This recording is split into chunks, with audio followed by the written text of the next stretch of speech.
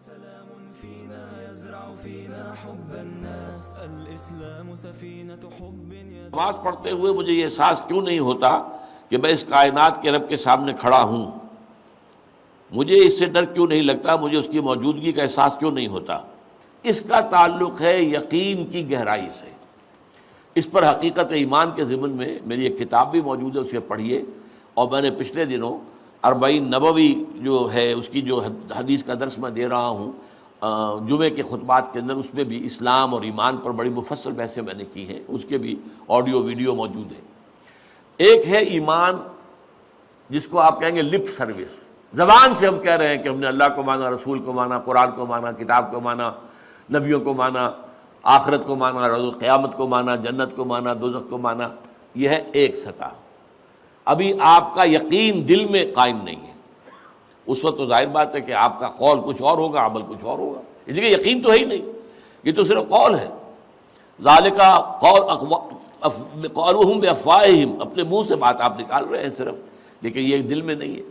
اچھا، اب دل میں اتر جانا بھی اس کے درجے ہیں۔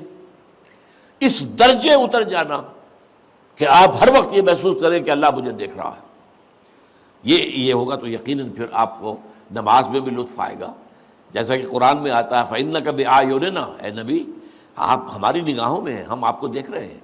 جب بھی آپ مسلمانوں میں گھومتے پھرتے ہوتے ہیں اور تقلبک فی الساجدین، اور ان نمازیوں کو کے درمیان آپ دیکھتے ہیں کوئی کس حالت میں ہے۔ آپ رات کو آپ چکر لگایا کرتے تھے کہ کس کس گھر سے تہجد کے وقت قرآن پڑھنے کی آوازیں آ رہی ہیں، کہاں سے نہیں آ رہی ہیں، کون جو ہے میرا پیروکار جو ہے وہ تہجد پڑھ رہا ہے، کون نہیں پڑھ رہا ہے۔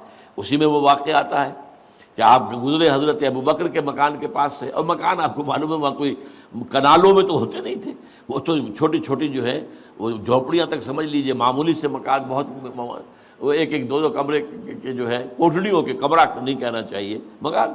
تو ظاہر بات ہے اس کے اندر اگر کوئی شخص قرآن پڑھ رہا ہے تو باہر سے گزرنے والا سنے گا۔ تو حضرت ابوبکر کا آپ نے دیکھا کہ بہت آہستگی سے پڑھ رہے ہیں، حضرت عمر کو دیکھا کہ بڑے زور شور سے پڑھ رہے ہیں۔ تو اگلے دن صبح فجر کے بعد پوچھا کہ ابوبکر تم یہ اتنا آہستہ کیوں پڑھ رہے تھے؟ انہوں نے کہا میں اس کو سنا رہا تھا جو سنتا ہے۔ اللہ کو سنانے کے لیے بلند آواز سے پڑھنا تو ضروری نہیں ہے، اللہ تو میں کتنے ہی ہلکے سے ہلکی بات میں کہوں، بلکہ صرف کلام نفسی بھی ہو، دل ہی میں بات کروں، وہ بھی اللہ کے علم میں آ جائے گا۔